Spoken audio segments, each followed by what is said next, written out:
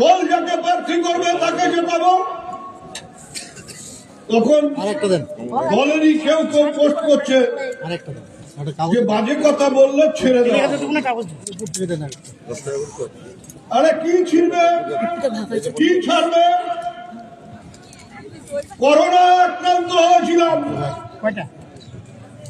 যখন আমি করোনায় আক্রান্ত হয়েছিলাম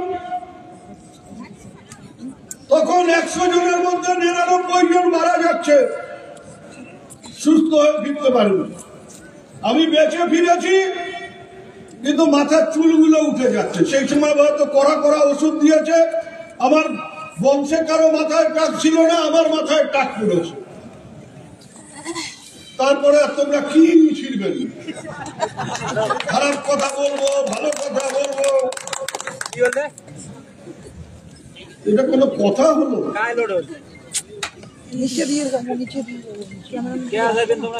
আরে এগিয়ে আসুন, জেলা সভাপতিকে মেনে নিন। কিন্তু 2016-তে 24-এ আমাদের সামনে সুযোগ আছে।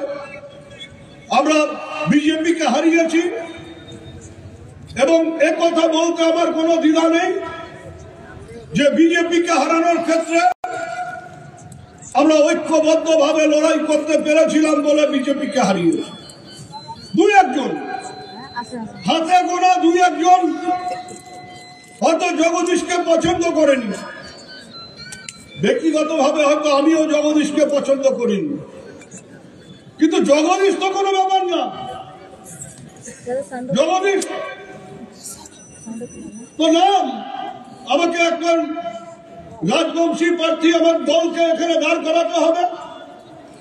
দল মনে করেছে জগদীশ বর্মা বসুনিয়াকে দাঁড় করাবো, কিন্তু আসল ব্যাপারটা হচ্ছে তো মমতা বন্দ্যোপাধ্যায়, আসল ব্যাপারটা হচ্ছে জোড়াফুল।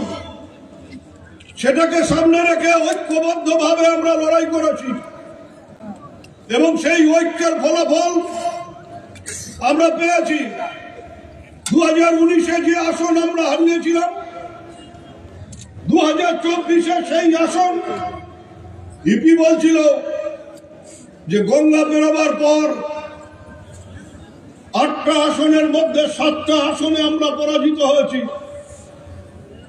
একটা মাত্র আসন শেষ বেলায় একেবারে বাংলাদেশ ঢোকার আগে জগদীশের নেতৃত্বে আমরা সেই আসনটাকে পুনরুদ্ধার করি।